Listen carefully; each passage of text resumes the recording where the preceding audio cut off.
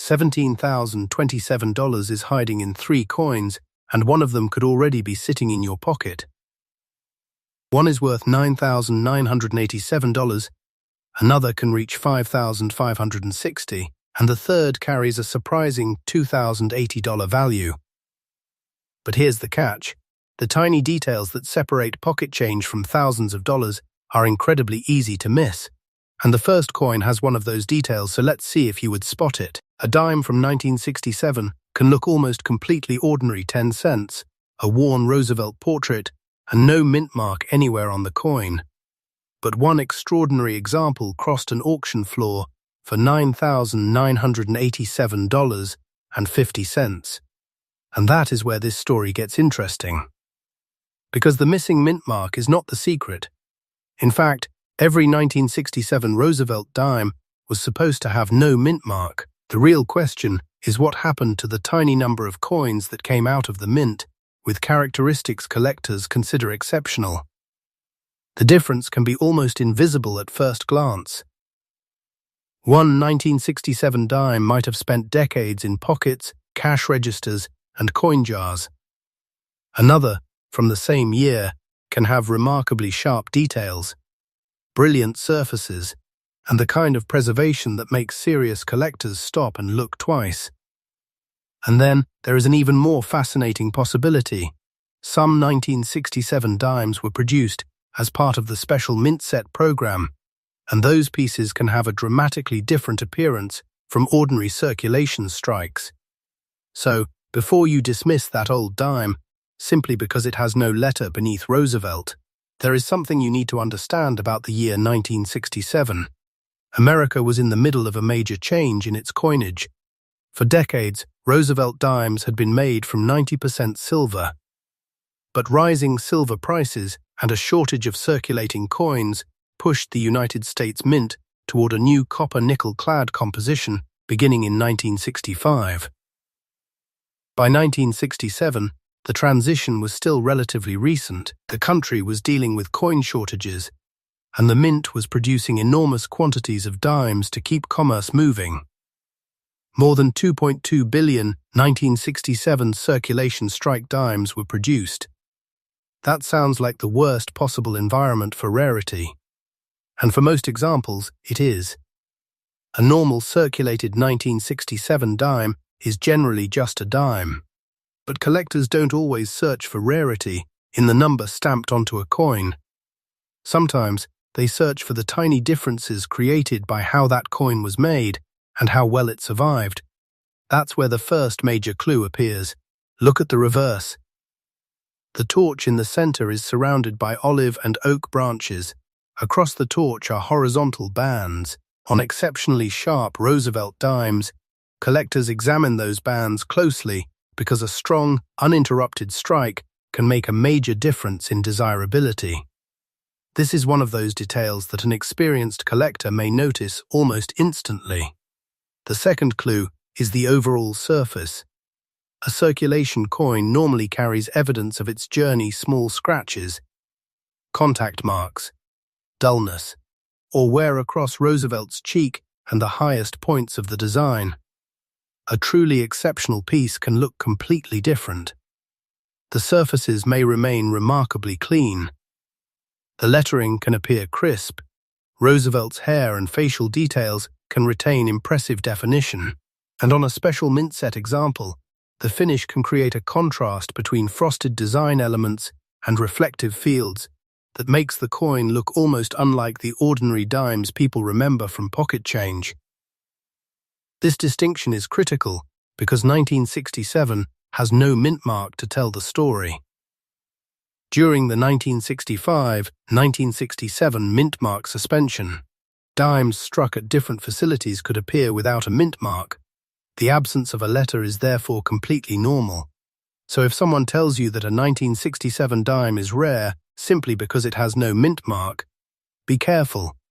That's not the treasure. The treasure is hidden in everything else. And this is where grading becomes extremely important. A coin that looks beautiful under normal room lighting may reveal problems under professional examination. Tiny contact marks, hairlines, weak strikes, surface disturbances, or signs of cleaning can dramatically affect collector appeal. That is why the difference between an ordinary coin and a top-grade coin isn't simply whether it looks old or shiny. It's about preservation. Professional grading also creates a standardized way for collectors and auction houses to compare exceptional pieces. A coin certified at an elite grade can enter a completely different market from an example that merely looks good to the naked eye. And 1967 has another fascinating layer. Some collectors search for varieties and errors. One known variety, the FS101 doubled die obverse, can show genuine doubling in parts of the design. That is very different from ordinary machine doubling, which can appear as flat, shelf-like distortion, and usually doesn't carry the same collector significance. There are also dramatic error possibilities involving the wrong planche or missing clad material, exactly the kinds of mistakes that can transform an ordinary-looking dime into something extraordinary. But here's the important point. Not every strange-looking 1967 dime is valuable. And not every shiny dime is rare. The challenge is separating genuine mint-made characteristics from damage that happened decades later. That is why serious collectors examine weight, surfaces, strike, composition, design details, and certification rather than relying on one visual clue. And now we arrive at the coin that made this particular year famous. PCG's records an auction result of $9,987.50 for a 1967 Roosevelt dime graded SP68, sold by Heritage Auctions in January 2014. Nearly $10,000 for a dime. But notice what makes that number so fascinating. It wasn't simply the date, it wasn't simply the missing mint mark, and it wasn't because every 1967 dime is secretly worth thousands. It was the combination of exceptional preservation, special mint set status, finish, grade, and collector demand that pushed this particular piece into an entirely different category. PCG's auction records show just how dramatically values can change as the grade and designation change. That's the lesson hidden inside this tiny coin. The most valuable coins don't always announce themselves. Sometimes, they look almost identical to the coins nobody wants. A worn 1967 dime can be worth 10 cents. A remarkable example can bring thousands. And somewhere between those two extremes are the details that determine which story your coin belongs to. So if you find a 1967 Roosevelt dime, don't throw it back into the change jar just because there is no mint mark. Look at the surfaces. Study the strike. Examine the torch bands, and most importantly, don't confuse an ordinary flaw with a genuine mint-made variety. Because this was only the first coin in our search, and if a 10-cent piece from the late 1960s can hide a nearly $10,000 surprise, the next coin raises an even bigger question. What happens when the clue isn't on the coin where you expect it to be, and collectors have been overlooking it for decades? There is something strangely deceptive about a 1994 Roosevelt dime. It doesn't look ancient, it doesn't come from a famous silver era, and unlike some classic rarities, there is nothing dramatic about the date. Yet one 1994 P. Roosevelt dime has brought $2,080 at auction. The question is not simply, how can a dime from 1994 be worth that much? The more interesting question is, what did collectors see that almost everyone else missed? To understand that, we have to go back to the beginning. In 1994, the United States Mint was producing Roosevelt dimes as ordinary circulating money. These were the coins Americans encountered everywhere inside vending machines, cash registers, pockets, parking meters, and coin jars. Philadelphia struck enormous quantities of them, and every normal 1994 P dime carried a small P mint mark beneath Roosevelt's portrait. At first glance, that little P seems like the obvious place to start, but collectors usually focus on the date and mint mark first, while specialists often look elsewhere, because the real story of a high-grade 1994 P dime begins with something much harder to notice: the quality of the strike. A freshly struck dime can contain extraordinary detail when the dies, planche, and striking pressure all work together correctly. But millions of coins pass through the production process, and they don't all emerge identical. Some receive softer strikes. Others pick up marks almost immediately after leaving the press. And some survive with remarkably clean surfaces. That's where the difference between an ordinary coin and a valuable one begins to appear. Take two 1994 P dimes and place them side by side. The first may have tiny scratches across Roosevelt's cheek, scattered contact marks around the fields, and slight softness in the hair and lettering. Nothing unusual. The second might look almost untouched. The fields can remain remarkably clean.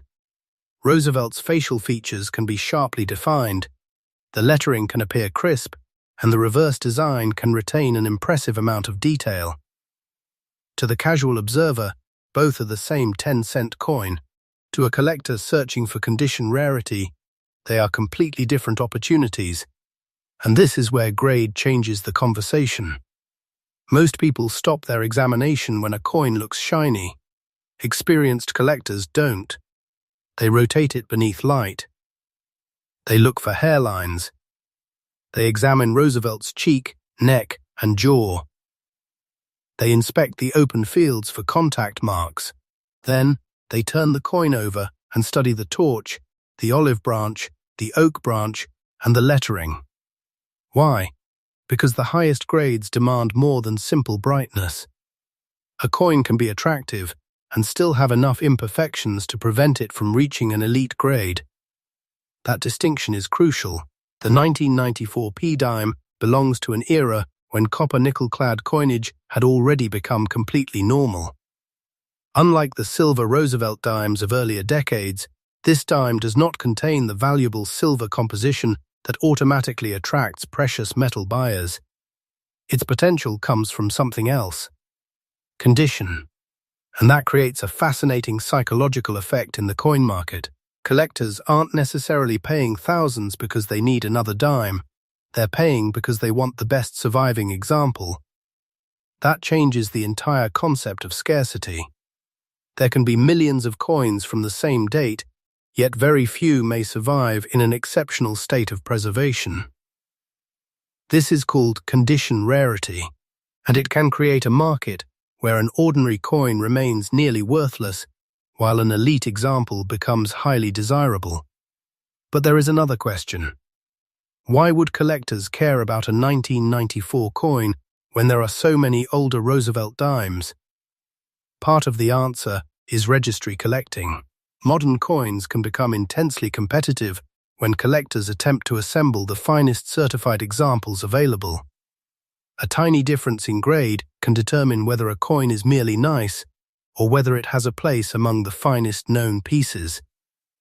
And once a coin enters that environment, certification becomes extremely important. An uncertified dime that looks spectacular under household lighting may still have problems invisible to an inexperienced eye. Cleaning is one of the biggest dangers. A coin can be polished to make it appear brighter, but artificial brightness is not the same thing as original mint luster. Collectors want original surfaces. They want evidence that the coin has survived naturally, rather than being cosmetically altered.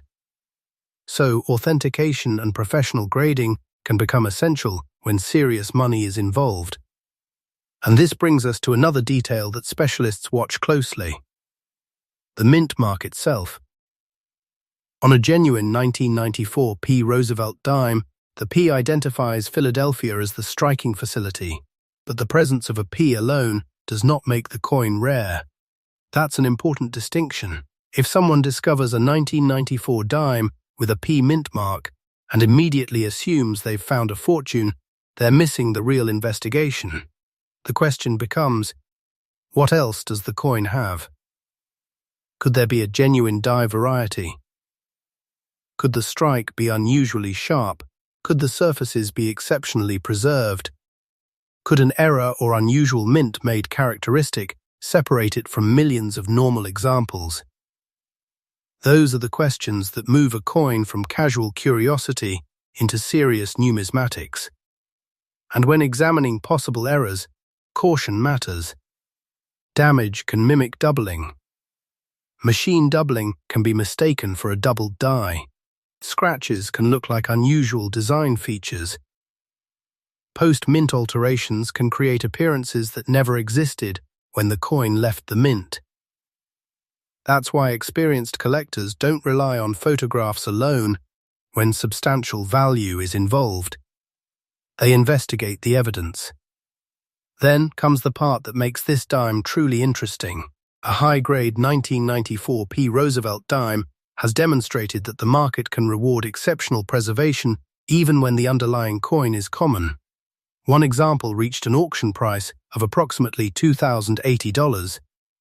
But that number shouldn't make you believe every 1994 P dime is worth thousands. Quite the opposite. The dramatic difference between an ordinary example and an exceptional one is exactly what makes the coin fascinating. The value is not hiding in every 1994 P dime. It's hiding in the survivor. The coin that escaped scratches. The coin that avoided harsh cleaning. The coin that received the right combination of strike and preservation. The coin that remained extraordinary after decades of handling, storage, and circulation. And perhaps that is the most important lesson this dime leaves behind. A coin doesn't have to be old to become collectible. It doesn't need silver. It doesn't need a famous historical date. Sometimes, scarcity begins only after the coins have already been made. Millions are produced. Millions disappear into circulation. Years pass, and eventually collectors begin searching for the few that survived differently. That's when an ordinary dime can become a competition. And just when this investigation seems to explain where the $2,080 mystery ends, another question remains unanswered. What happens when the coin's value isn't primarily about condition at all? Because the final coin in this collection hides a completely different kind of clue, and it may challenge everything you thought about a rare coin. About what makes a coin unusual. It's that it can look completely normal. And the 1993 P. Roosevelt dime is a perfect example. Millions of Americans handled coins like this one without giving them a second thought. It was modern pocket change, small, ordinary, and almost impossible to imagine becoming the centerpiece of a serious collection. Yet an exceptional 1993 P. Roosevelt dime has reached a price of $5,560. That number forces us to ask a different question. Not, why is this dime old? It isn't. Not, why is it made of silver? It isn't. The real question is much more revealing. What can make a coin that millions of people ignored become something collectors compete to own? To answer that, we have to stop looking at the coin as money and start looking at it as evidence. In 1993, the United States Mint was producing Roosevelt dimes from the familiar copper-nickel clad composition that had defined American circulation coinage for decades. The Philadelphia Mint struck 1993 Roosevelt dimes carrying the small P mint mark beneath Roosevelt's portrait. There was nothing mysterious about that production. These coins were designed to circulate. They were expected to be spent, handled, dropped, stacked, scratched, and eventually returned to banks.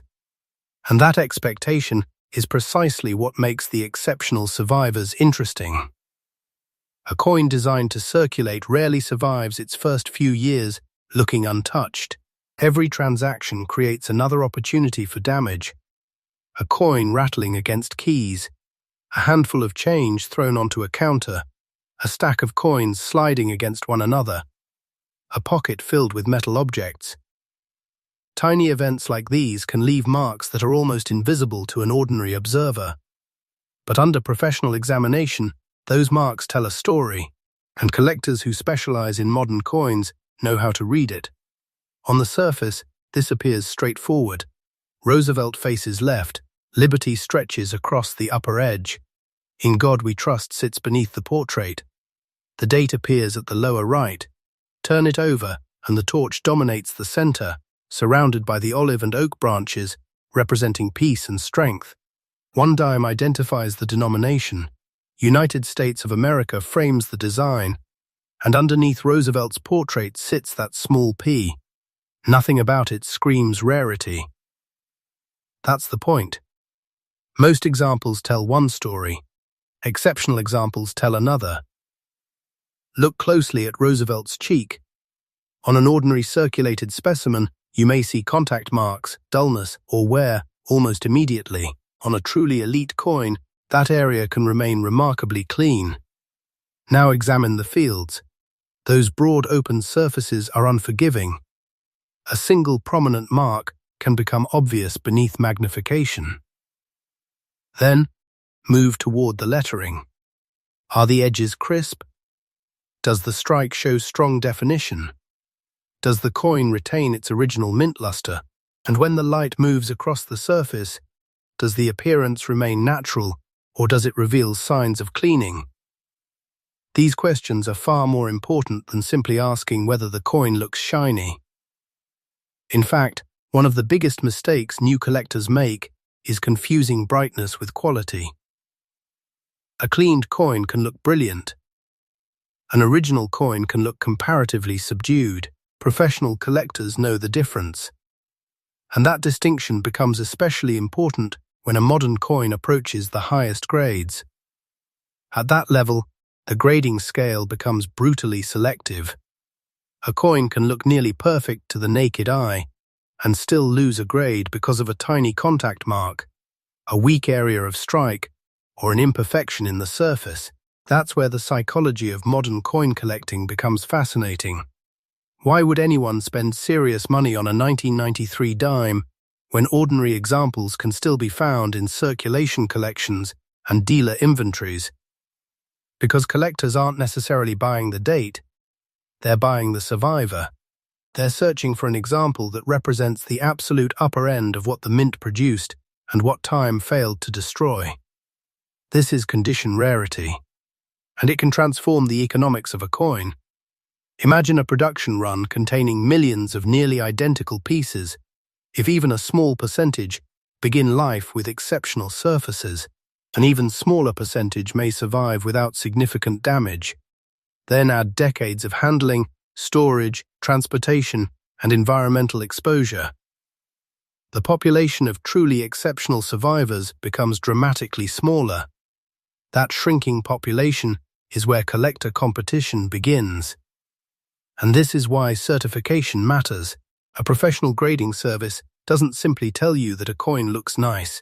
It provides an independent assessment of authenticity and condition, allowing collectors to compare coins using a common standard. For a potentially valuable 1993 p dime, authentication is especially important because unusual appearances can have many explanations. A strange line might be a die characteristic, or it might simply be damage. What looks like doubling could be a genuine doubled die or ordinary machine doubling. A strange color might be natural toning, or it might be the result of environmental exposure or chemical treatment.